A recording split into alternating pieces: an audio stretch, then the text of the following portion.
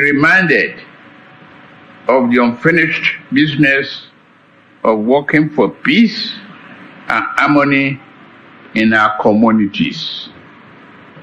We must begin to rebuild our communities and make them into places where love, tolerance, harmony will reign. Leaders at all levels, especially community leaders and traditional rulers, must work to strengthen the bonds that unite us. We must end the cycle of violence and bloodletting. I want to make it clear once more that those who committed this heinous crime will not go unpunished. We find them, and our departed heroes will get justice. The elders and chiefs of Okoma also have a duty to help the military in fishing out the gunmen who committed the barbaric crime against our men. I wish also to commend our armed forces for their restraint in choosing not to carry out a reprisal attack in Okoma or its neighboring communities. We must all ensure that the innocent people of the communities are not made to bear the punishment of the guilt and wicked among them. To the entire armed forces of the Federal Republic of Nigeria, I have this message for you. Do not let the death of your compatriots discourage you. There is no higher honor than the vocation you have chosen to pursue. We cherish you, we cherish your labor and labor of love. We salute your daily sacrifice in protecting your fellow citizens from danger. We have acknowledged your sacrifices to defend our country. Within our continent, our sub-region and across the world, the Nigerian military has remained a force for good, embodying a great example and keeping our democracy safe. It is now our duty to protect the families of our departed heroes. The federal government will provide housing in any part of our country to each of the families of the 4 officers and 13 soldiers that were among them. The federal government has also approved scholarship to all children of the deceased up to university level.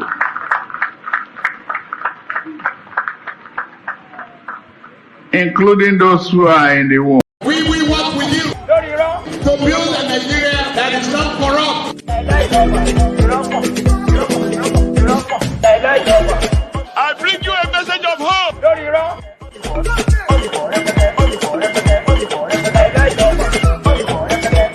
We are going to spend a lot of resources on education.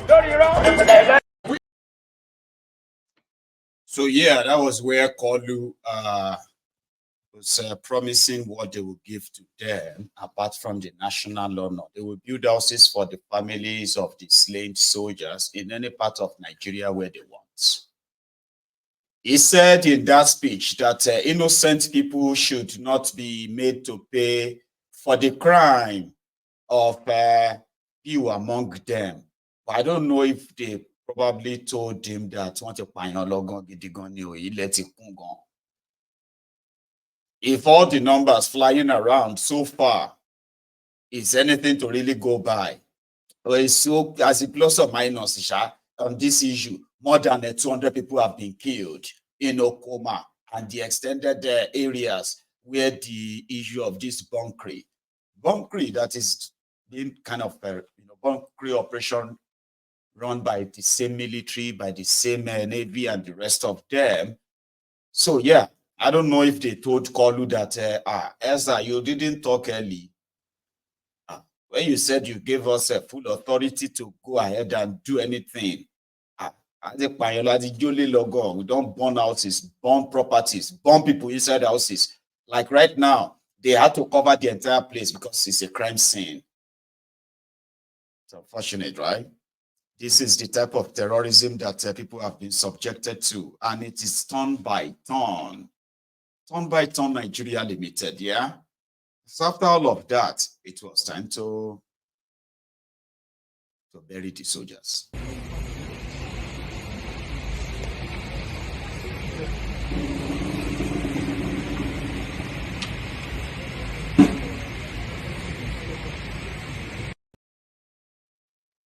At least this one's sort of, this one is better. You have no idea of how many families across Nigeria right now whose loved ones, husbands, sons have already been killed by the terrorists in northern Nigeria. And their families still believe that they are working, they are serving, and they have not heard from them. To the point that there are those who have never heard from their family, from their relative, serving in the front line, they call it, facing and fighting the Boko Haram and all of that for 2 years. No joke. So they found these ones and they give them befitting burial and they will go after the people that killed them. That is if they go after the people that killed them. Well, let's go to that part of northern Nigeria again, because here, for those, while we mourn, or while we kind of send condolences to the Nigerian army and the loss of their gallant soldiers, and hope that their killers are found and they are made to face justice, and their families, the families they left behind, are not only fed lies, they are indeed told the truth so that they can have a proper closure that it is Nigeria that killed their sons. For the record, okay? So yeah, to have a closure. So while we kind of mourn with them, we hope that these individuals who were taken from Zamfara and they ended up in Lafia in Nasarawa and they have been resold.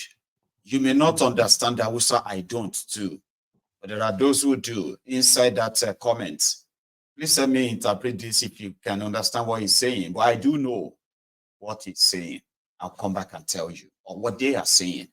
They are victims, they are kidnapped victims, and they are being moved from one place to another until their family will pay the ransom.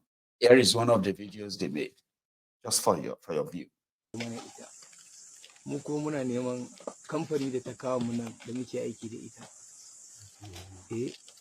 Ta taimaka ta samu ta yi magana da ku abin da za a bayar na fansa a bayar a karɓe mu samu mu koma gurin iyalanmu.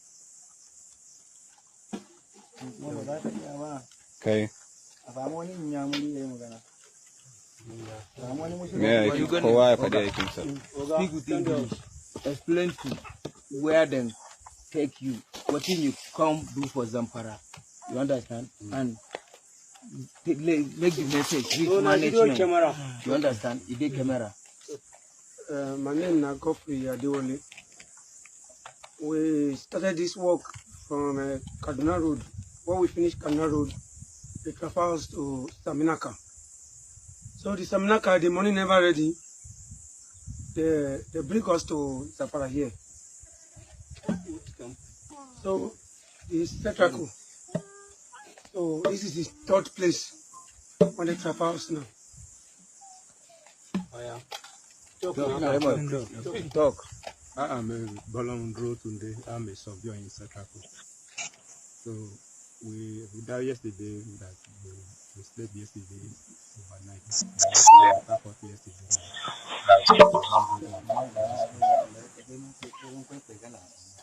Yi magana. Wani ya faru da mu aiki ne kawo mu nan. Shi nan bala'i ta zo ta same mu. So muna roke kamfani mu a yi magana da su domin su yi kokari su karbe mu. Domin mu koma mu je mu dube mutanen mu. Aikin nan ba wai mun zo aikin mu bane. Ita aikin kamfanin ne ta kawo mu. Yi kira ga gwamnati. Eh? Kira ga gwamnati. Muna kira ma gwamnati ta taimaka kamar gwamnatin jihar Zamfara da federal government da ta ba ma kamfani aiki. Muna neman ta taimaka ta sasanta da mutanen nan a samu a. So thank you so much, Celia, for that. Because you've just helped us do some interpretation and all that. Let me say it now to everybody, everyone else who probably is wondering. Those guys, they were kidnapped. They were workers. So they are working for a company before they got kidnapped. And they were kidnapped somewhere around Zamfara. And so far, since the ransom is not ready, so they've been moved. So they've been walking from Zamfara through the forest and all that, okay, to the current location. And they said this is the third location they are moving them to. So they are now begging their employers to please pay the ransom so that they can go home to their families. Did you see all their faces? Did you see the beating? Did you see the swollen faces? Did you see that? Did he call himself Bolaji Johnson? That man. Did you see how he has already? I don't know how many days they have been on the road, but that's exactly what it is like when you are kidnapped in Nigeria by Fulani terrorists. And according to Kolu, when he met with the Nigerian Supreme Court judges or the judiciary last night, right? They broke fast together, Ramadan fast together. He said, every kidnapper should be treated and must be treated as a terrorist. So did you see that there? Those are the guys who will now collect ransom and go on TikTok, on Instagram. Terrorists that are present on social media because nobody is looking for them. They are terrorists. That's what Kolu said. I'll show you. The situation is always panicky, too. Nobody wants arms or any danger on his or her backyard. And I'm so sorry. I need to warn you, okay, for those who have seen the clip earlier, please. I don't want you to take whatever he says serious because he didn't really say much. But I want you to kind of pick the area where he said anybody that is any kidnapper found is must be treated as a terrorist. That's the part. Just listen out to that one. The rest, if you want to go make tea. It's not important. the situation is always panicky, too. Nobody wants arms or any danger on his or her backyard. And no national leader will want to mortgage the future of their children. We are working hard. Yes, the bandits, just please uphold our resolve when we say kidnappers are terrorists and don't rule against us. That's the way we perceive them. That is the way we must treat them. And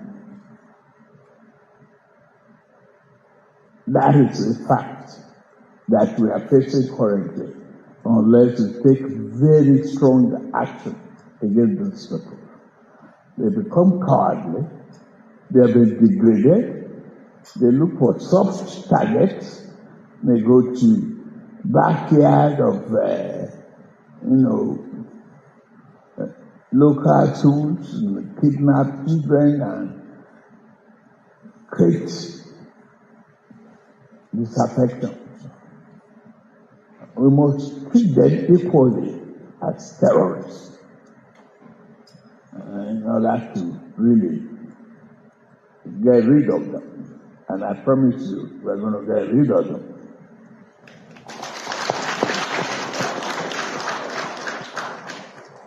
For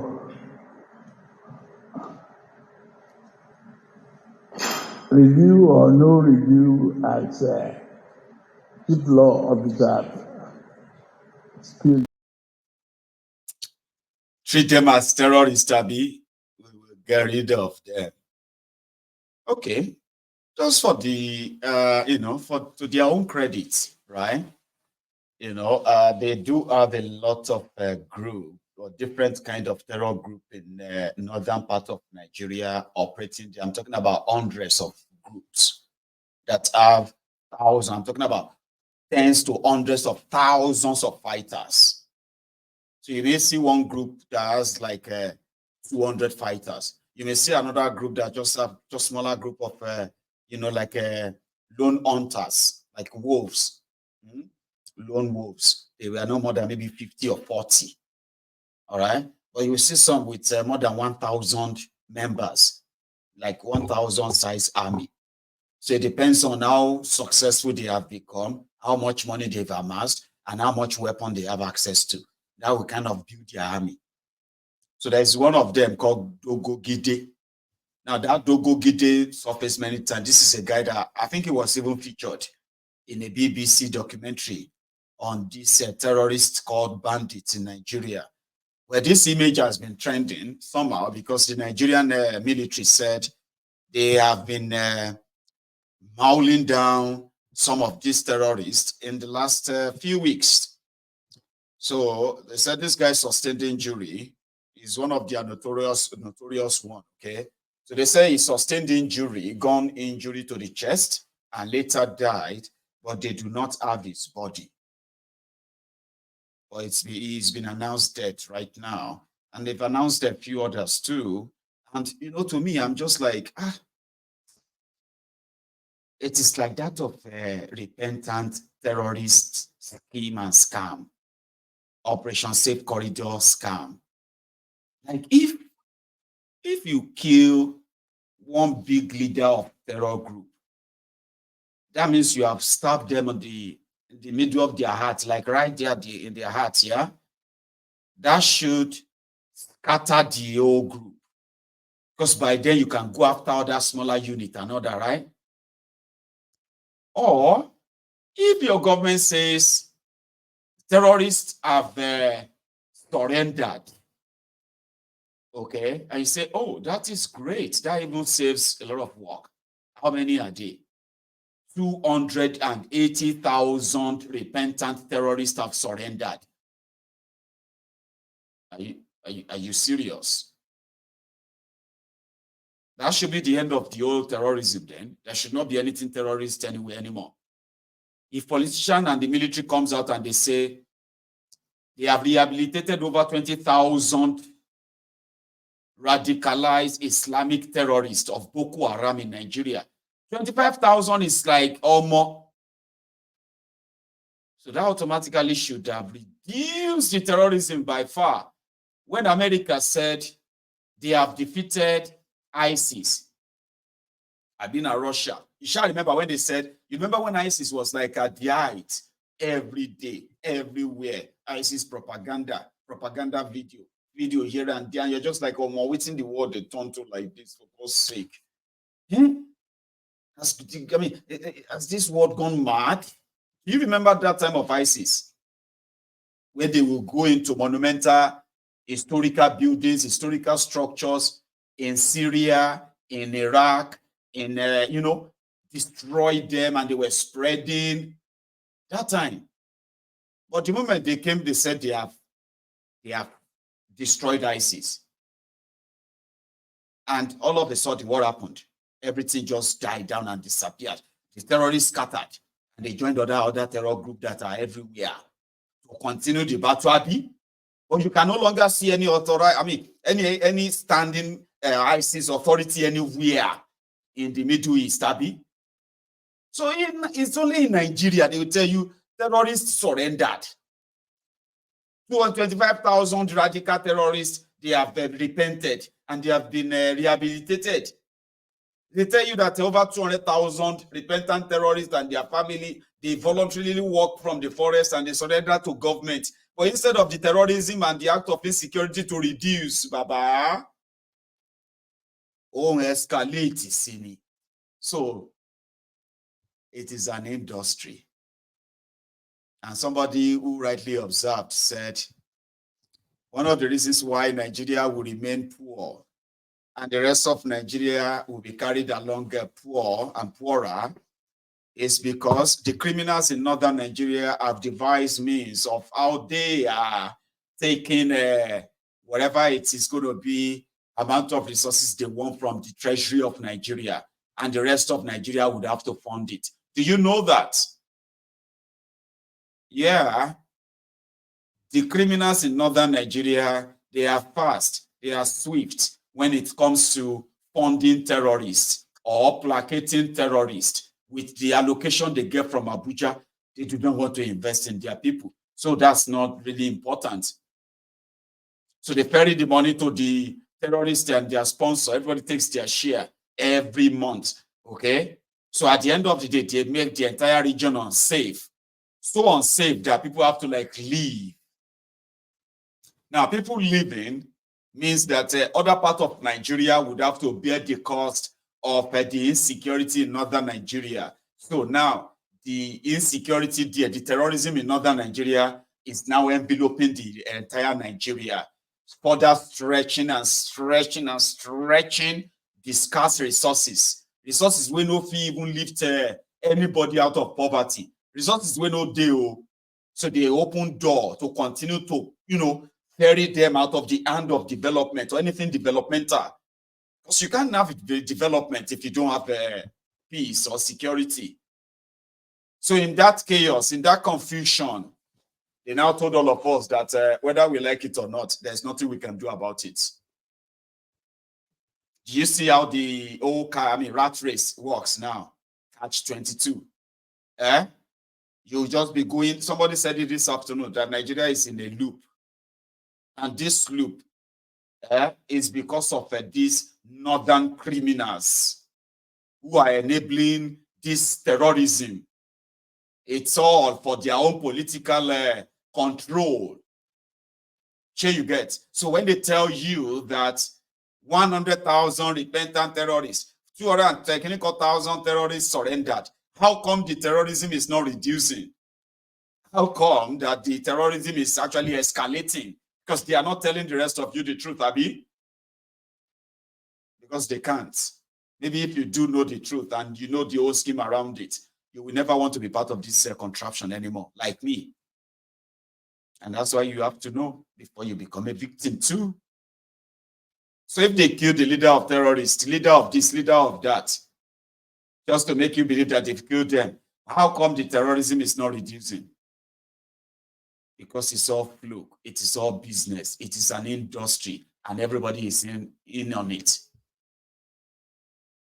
The real victims of all of this who have encountered these criminals came out and they said, listen, these criminals are not just attacking the villages and killing the people, they are chasing them out of their land, and they stay there, stay around to see if the people from that community will come back. And if they dare come back, they will attack them again until they will stop going back to their land and find somewhere else and never to come back. Somebody said this like about 4 years ago. And this evidence have been presented at several times, on several occasions. But what did you get from it? Just, hey, is that true? Yes, it is. Take a look at these ones. These ones are those who kind of survived the several attacks of the Fulani terrorists.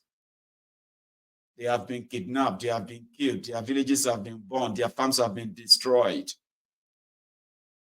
And they've never really gotten any serious help from the government of Nigeria, who doesn't really give a shit if whatever goes on there anyway. Of a truth, this community you are seeing is a very large community.